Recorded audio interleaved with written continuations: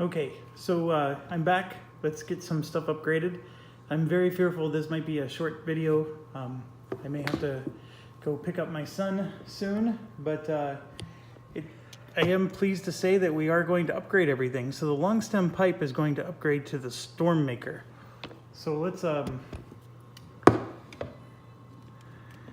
grab our list of goodies here and see what that turns into. So the Storm Maker. So this is rope. We never found rope. We never found boots. We did get a lot of stuff though. I'm very impressed with how many of the items we did get. We didn't get this mark or a map, but we did get a lot of things. So here's the Storm Maker. Okay, so the pipe has 2 charges, Storm Maker has 2 charges. So here we go, old to new. So when we scout, if there's no nearby enemies, we can prepare additional card, discard 2 face down fear, and gain a boon of your choice, which means you can become hidden, which I think is super cool. Whereas the other one was you can just prepare an additional card and discard 2 fear. So the boon of your choice is the new thing. So nothing wrong with that. That's a nice upgrade. So done and done. Okay, so the pipe goes back into the pile of stuff. Okay, so Storm Maker is done. Next up, back to the heroes. Bilbo's cloak is upgrading. I didn't realize his cloak was still a level 2, but it is. So he's got this Tuckburrow cloak. After setup, he gets to become hidden. So he actually gets to choose between 3 different cloaks. Holy cow, I didn't even realize. Oh, you know what? Elena and Aragorn have 3. So we're gonna, yeah, a lot of cloaks are coming out. So give me a second here as I pull out the cloaks. And this is not the right pile. Nope, it's not. There's another pile of goodies. Let me grab this pile. Here we go. Okay. So there's the axes. There's the bows. I'm just getting them out now because I already know we're going to be getting them. And then so Everbloom is not one of them. That was from last time. Those were the... We need Windwalker, Splendor Whale, or Slipthorn. Right, I found them. Okay. This should be helpful. Here's the 3 upgrades. So the left one, before you perform a travel action, you may move 1 space. After setup, you become hidden. So this left one looks like the Bilbo one. Okay. The middle one looks like the Aragorn one, because that adds 2 hits and pierce, which is awesome. Because if he has cleave and pierce, and see, look, this is for range. That's the Aragorn one. He can spend an inspiration to prevent 2 damage now. Even more awesome. And then Splendor Well, after setup, you gain 3 inspiration. And, oh, I am so excited. These cloaks are all great. So the Windwalker one is going to Bilbo because we want him to be hidden from the start. So no worries there. And so I'm going to give him the Windwalker. And then the Ranger Cloak for Elena is going to be replaced with the Splendor Well. So I'm going to do that right now. And I'm going to make sure she starts the game with 3 inspiration, which is also quite awesome to have 3 to start off with. Okay, and then lastly is the Aragorn is going to replace his Fanghorn cloak with this Slipthorn, which is just an upgrade in every way possible.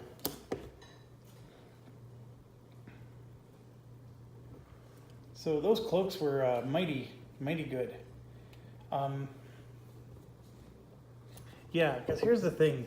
This little hit thing requires agility in the attack, which is exactly what the bow does.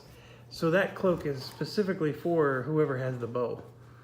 So you definitely want to make sure that that's the case. Okay, now we're moving to the the upgrade to. So here's Aragorn's bow.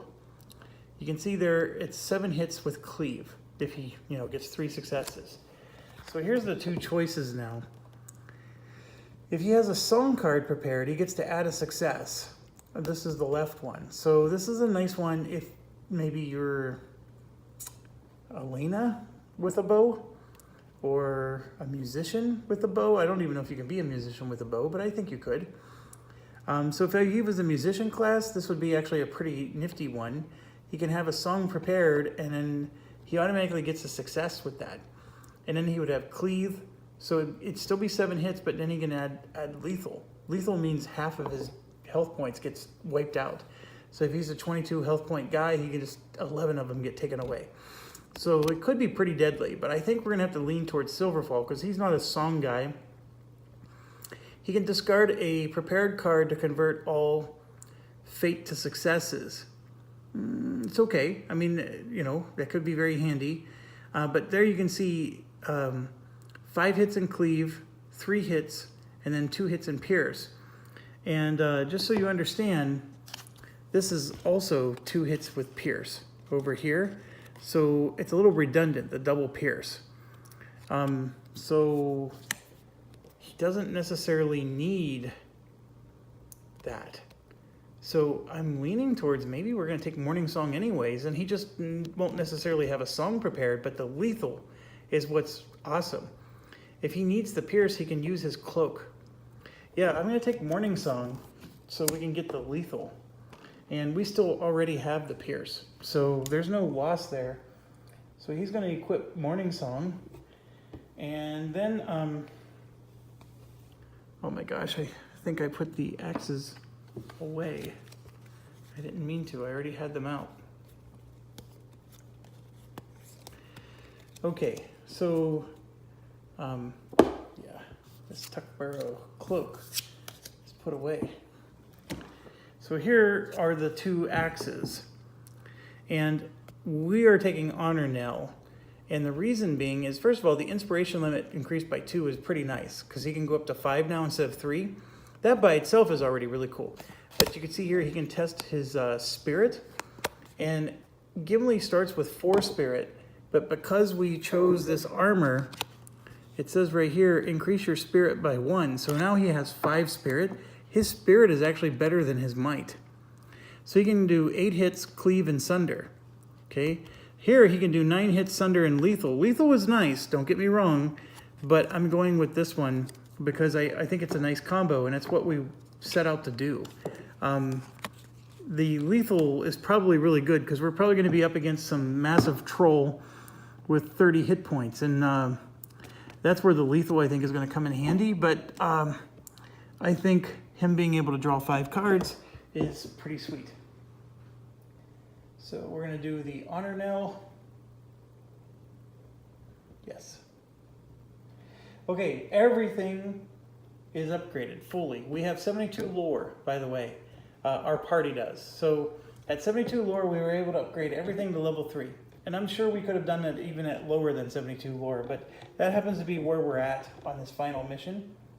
I distinctly remember that before the last mission, we were like 1 point away from upgrading some of our stuff. So, and that was in the 60s somewhere. So hopefully that gives you an idea if you made it this far into the campaign and you're curious. Okay, so let's continue this bad boy and finish this game. And remember, I probably will have to cut this short, but for now, I'm good. Okay. You feel fresh and ready as the last strains of Evensong's melody fade from your ears. The lake's fair lady has somehow placed you in the heart of the orc camp, and the orc captain Golgotar stands only a dozen strides away. So they're asking us to place the battle maps on the green side up. So this first one's going to be there. And the second one, I think this is like the format we've done with every one of them so far. Okay, so that's how they're going to be placed.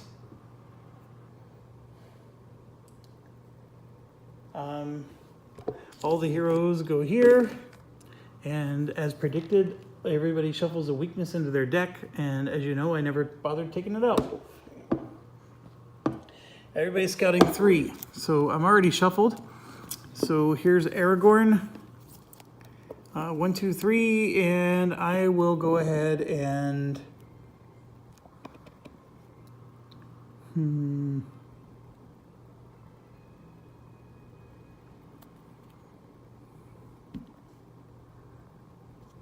gonna go ahead and we'll do the wisdom one, and then the other 2 will go underneath. Gimli.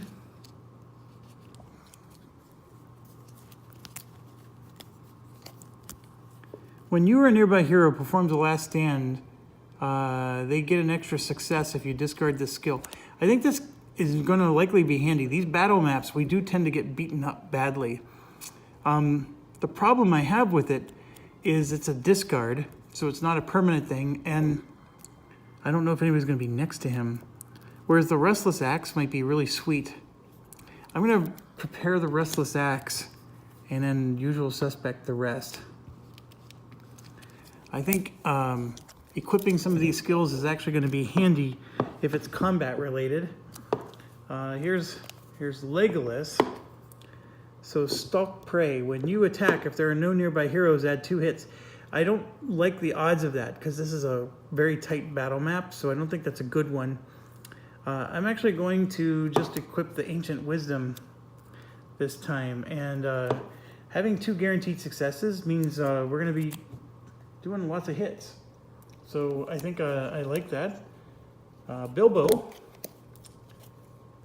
has 3 here. Remember, he's already hidden. So here we could, if you would discard hidden, you may gain 1 inspiration and discard this skill instead, the quiet ability. Or we can add some honed agility. I'm going to prepare this quiet ability. Let's see what we can do with that. And then everything else goes to the bottom. And Elena. We're going to equip the Clue Finder. That's a pretty interesting one. And put the others on the bottom.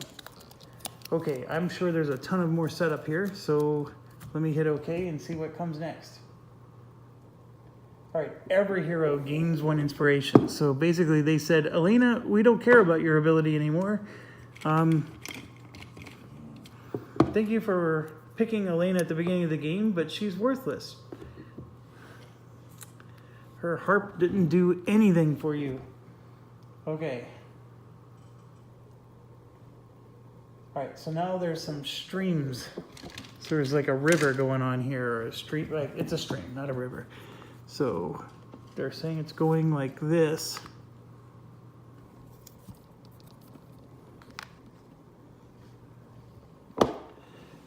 And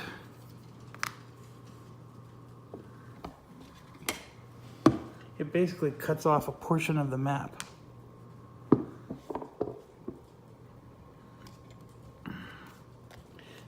Okay, now we know that the walls cut things off. The streams, if you move through them, your turn ends. And if an enemy moves through them, their turn ends. So it's basically a turn ender. But I'm assuming that you can still shoot arrows over them, you still have visibility, stuff like that. Okay, it's just explaining that that's a tributary to a river.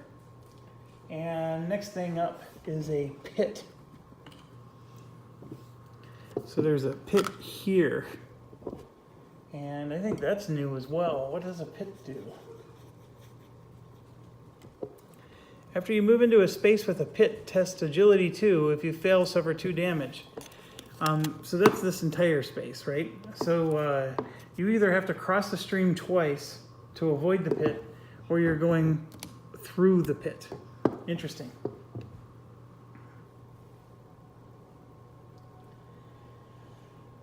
It says part of the ground has collapsed into a sinkhole. That's what that pit is. Okay, now there's some walls coming out.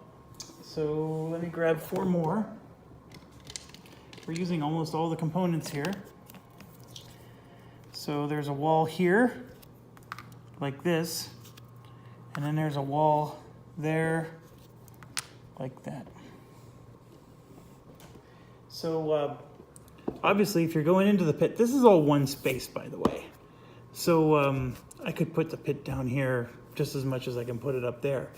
But the thing is I have to go through this to get to here, or I have to cross that river up there, which means I have to cross it twice.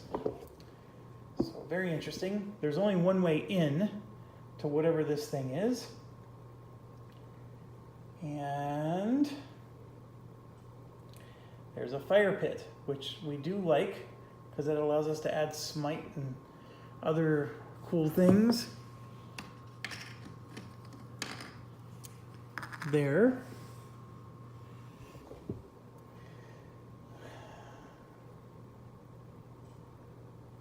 All right, there's mist here and there. Okay, the mist, if I remember correctly, is just if you would suffer damage in that space, it's face down. And if you attack an enemy, you can't convert fate into successes, which hurts.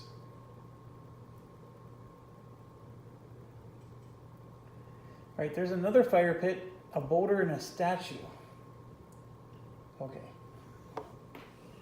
So the statue is over here to the right off the camera. The boulder is there. And then the fire pit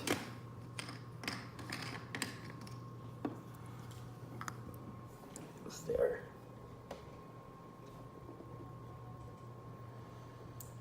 All right, even more stuff is coming out. There is a bush with the boulder, and then there's a barrel here in this space.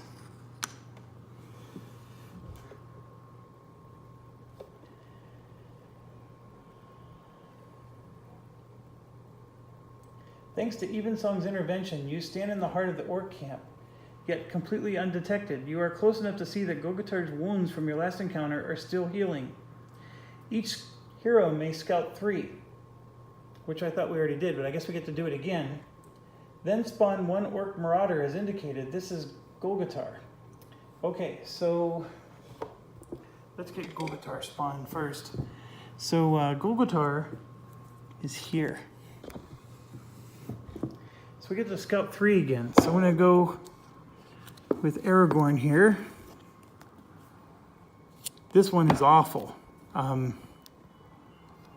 Strider isn't bad. I'm going to go ahead and prepare Strider and put these 2 on the bottom. Having the extra strike and removing a success from your deck is never good. But, okay, so now we're moving to Gimli. Oh, another Restless Axe. We already have 1. So this time I will just do the Clever Wit and put these 2 on top. And we already have Legolas, already had 2 on top. Remember, that was our situation. So he'll prepare the Unyielding Spirit and put the other 2 on top. Bilbo has nothing on top, so this is going to be helpful. And so he got 2 identical Tookish parts. He'll prepare the weakness and put the successes on top. And Elena has nothing on top. And she, remember, she still uses wit to attack. So she's going to prepare that Clever Wit. That'll add 1 success to any attack she has to do. And then put the others on the bottom. Okay, I know there's going to be a buttload more than just Golgotar here, so let's hit continue and see where they all come. Out of the mist and shadow, you see a hint of movement. A skeletal figure in full armor stalks from the fog to stand between you and Golgotar, one hand on its ancient blade. The white stands alert for any threat. Adarin must have gifted his favorite captain a deadly bodyguard. You may find it difficult to defeat Golgotar while his bodyguard still stands. So a white with a white is here in that area that you can't convert. They're both in the areas where you can't convert into successes. Of course they are. A hoarse voice calls from across the river. Legolas, is that you? And free? Cut me loose. These brutes slaughtered the rangers I was traveling with, and they mean to kill me. I must make it to the front lines. Looking closely, you realize Halbarad has been bound and left in a heap to one side of the encampment. You cannot let the leader of the rangers die here. Okay, so then there's a ranger token right there across the river. And another orc marauder is in the space with the white, just by himself. And then one orc hunter is also in the space by himself. And then two orc hunters are here.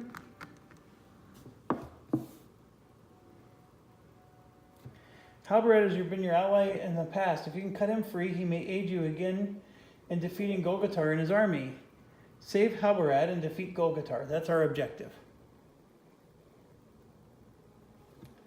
Okay, so I know I'm 21 minutes in.